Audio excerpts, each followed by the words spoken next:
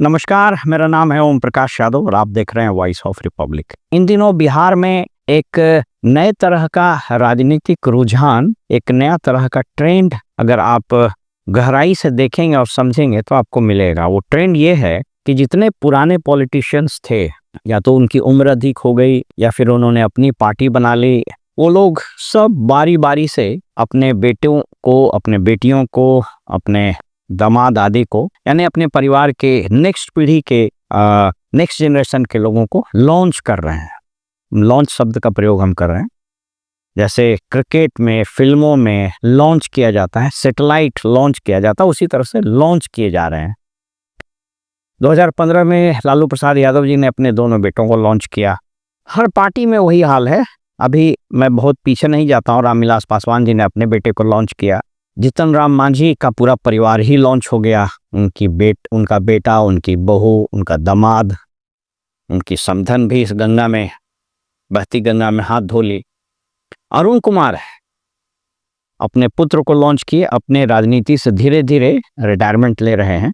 घोसी के अघोषित किंग जगदीश शर्मा अपने पुत्र को लॉन्च किए। श्रेयसी सिंह, हालांकि वो लॉन्च उनका थोड़ा डिफरेंट तरीके से हुआ।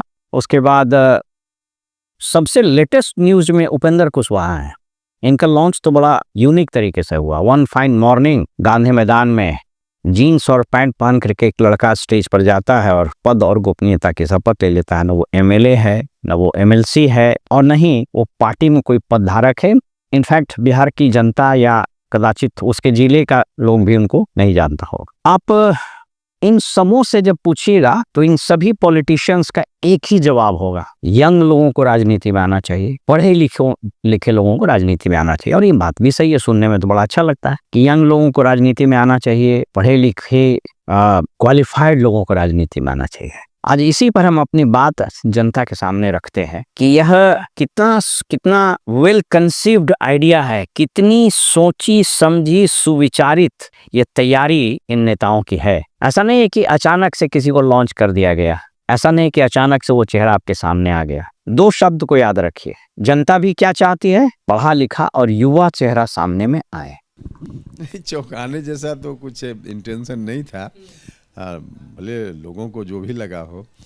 देखिए, हमारा शुरू से मानना रहा है कि यूथ को आगे आना चाहिए, और ख़ासकर वैसा यूथ जिस फील्ड में आगे आ रहा है या लाया जा रहा है उस फील्ड के लिए काबिलियत रखता हो, उसके अंदर उसकी योग्यता हो, तो वैसे लोगों को मौका मिलना चाहिए। दो शब्द याद रखिएगा, पढ़ा लिखा और युवा। तो युवा तो कोई भी हो जाएगा, जो जन्म लेगा वो 18 साल में वोट देने का अधिकार मिल जाता है, यूनिवर्सल एडल्ट फ्रेंचाइज बोलते हैं। और जब वो 25 साल का होगा तो वो चुनाव लड़ने के लिए वो एलिजिबल हो जाएगा। तो युवा तो कोई भी हो जाएगा। अब बिहार के लोगों को युवा चाहिए, तो युवा तो खाली बिहार के नेताओं का बेटा ही नहीं होगा, कोई भी युवा हो सकता। अब हुआ पढ़ा लिखा, सो कॉल्ड अच्छी डिग्री। इसके लिए इन लोगों ने एक प्लानिंग ये की कि युवा तो सब हो जाएगा, लेकिन अगर सब लोग पढ़ जाएगा तो कहेगा कि युवा और पढ़ा लिखा तो हम भी हैं।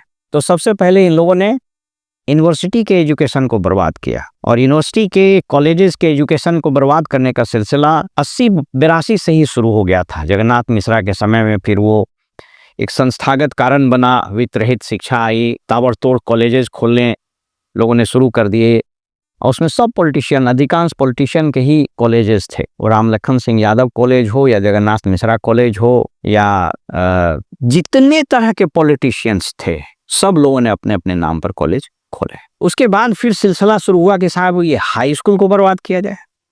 तो हाई स्कूल कैसे बर्बाद हुआ, तो आपको पता है इंटरमीडिएट जो होता था वो पहले यूनिवर्सिटी में रहता था। तो यूनिवर्सिटी में होता था तो उसको प्रोफेसर पढ़ाते थे, यानी आप 10th या 11th पास कर गए, आप कॉलेज में गए इंटरमीडिएट में, तो आपको प्रोफेसर्स पढ़ाते थे, या लेक्चरर पहले कहा जाता था। अब एक नियम लाया गया, एक नीति लाई गई कि उस इंटरमीडिएट को खत्म करो और उसको स्कूल में मिला दो। अब आप सोच लीजिए, 12th के बच्चे को, जिसको हम इंटरमीडिएट बोलते हैं, वो कौन पढ़ाएगा, तो वह उसी स्कूल का टीचर पढ़ाएगा जो उसको हाई स्कूल या मिडिल स्कूल में पढ़ाया था। तो यूनिवर्सिटी का एजुकेशन बर्बाद किया। उसके बाद फिर हुआ कि इतना से भी मन नहीं भरा, उसके बाद हुआ कि ये प्राथमिक और माध्यमिक शिक्षा को बर्बाद किया जाए। और इसमें जो सबसे महत्वपूर्ण भूमिका अदा की, जिनका नाम स्वर्ण अक्षरों में लिखा जाएगा, वो है आदरणीय नीतीश कुमार जी और परम आदरणीय इनके शिक्षा सचिव मदन मोहन झा जी। इन लोगों ने एक आइडिया निकाला और वो आइडिया ये था कि दो काम एक साथ किया जाए, शिक्षा को भी बर्बाद किया जाए, लेकिन इसको प्रजातंत्र या पंचायती राज का जो गांधी जी का सपना था उसका एक रजाई, उसका एक लिहाफ, कंबल उड़ा दिया जाए।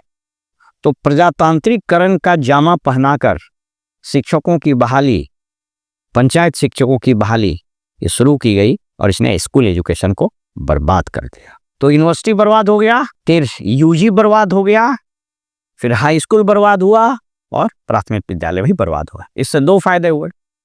पहला फायदा तो ये हुआ कि प्राइवेट यूनिवर्सिटीज का, प्राइवेट स्कूल का एंट्री आसान हो गया। फिर उसका कानून बनाया गया कि प्राइवेट यूनिवर्सिटीज आएंगे, प्राइवेट स्कूल्स आएंगे। और अब आप देख लीजिए, बिहार के हर जिले, हर कस्बे में वो खुल चुका है, प्राइवेट यूनिवर्सिटीज आ गई। बिहार में तो थोड़ा कम भी है, लेकिन देश के अन्य हिस्सों में प्राइवेट यूनिवर्सिटीज आ गई और सरकारी जितने पब्लिक सेक्टर की यूनिवर्सिटीज थी वो धीरे धीरे खत्म होती चली गई, अपना रेलेवेंस खोती गई। परिणाम क्या हुआ कि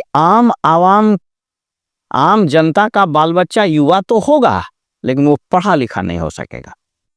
फिर ये खतरा हुआ कि साहब ऐसा ना हो कि ये लोग भी प्राइवेट यूनिवर्सिटी में, प्राइवेट स्कूल्स में अपने बच्चों को पढ़ा दे। तो नेताओं ने फिर एक खेल चला, और ये खेल ये चला, दोहरा खेल चला। पहला ये खेल चला कि in private universities, colleges, medical college, engineering colleges के फीस बहुत बढ़ाए जाए।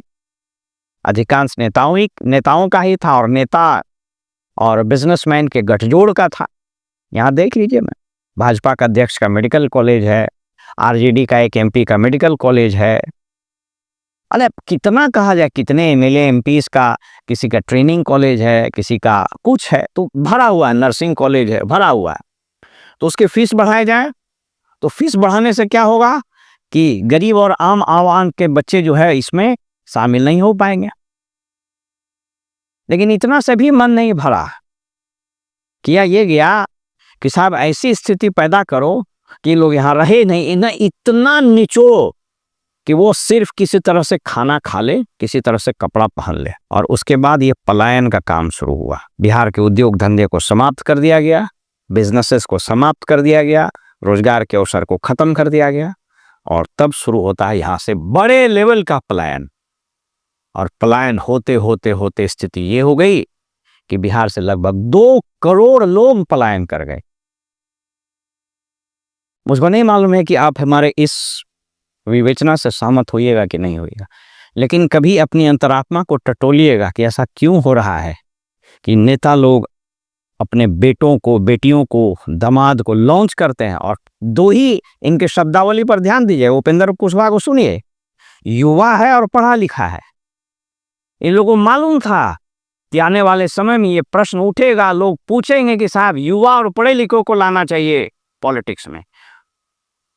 तो हमारा तो हो गया, हम उनका समय तो निकल गया। समाजवाद, सामाजिक न्याय, धर्मनिरपेक्षता, ये सब नारा देते देते, गरीबी हटाओ, ये सब नारा देते थे, तो उनका तो काम चल गया।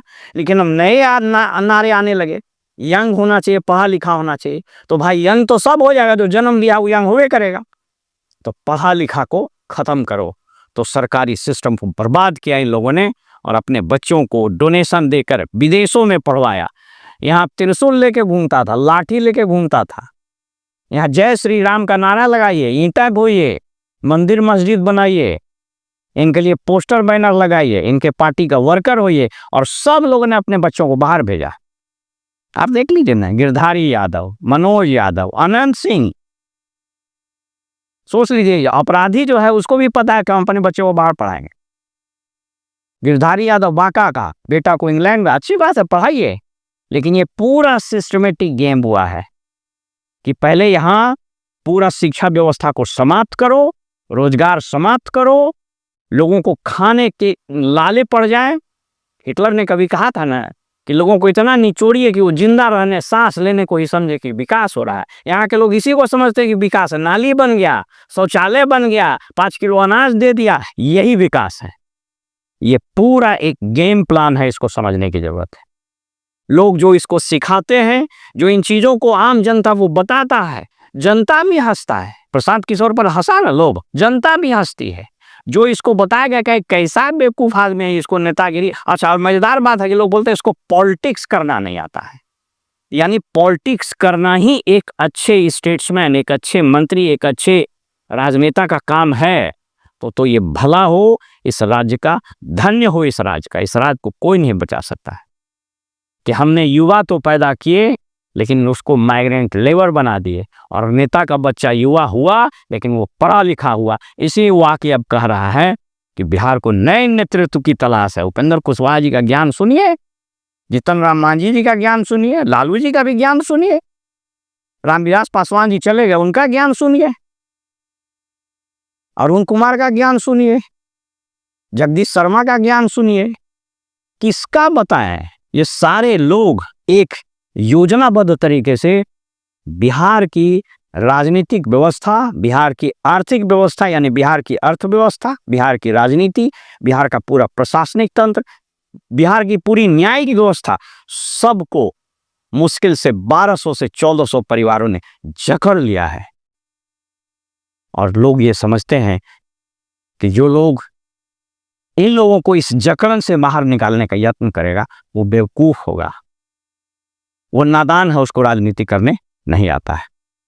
तो भला हो उस समाज का, भला हो उस राज्य का जहाँ की जनता यह समझती हो कि कुर्ता पर गंजी पहनने वाला नेता उसको चाहिए। धन्य हो इस राज्य की जनता जिसको ये अच्छा लगता है कि कट्टा सटाने वाला और गमछा घुमाने वाला और बुलडोजर चलाने वाला नेता हमको चाहिए। तो ऐसी जनता को मेरी ओर से ढेर सारी बधाई, बहुत सारी शुभकामनाएं। आप अपने इस हाल में रहने के लिए अभिशप्त हैं तब तक जब तक आप अपनी सोच में परिवर्तन नहीं कीजिएगा। मेरा ये विचार आपको कैसा लगा आप हमें जरूर लिखें। हमें आपके प्रश्न, आपके फीडबैक, आपके सुझाव का इंतजार रहता है। मैं इन बातों को सिर्फ इसलिए कहता हूँ, इसलिए बोलता हूँ कि मेरा जो दायित्व है समाज के प्रति, इसको निभाऊं और फिर दुनिया की जो नियति है किसी दिन मैं भी इस धरती से विदा ले लूं। नमस्कार।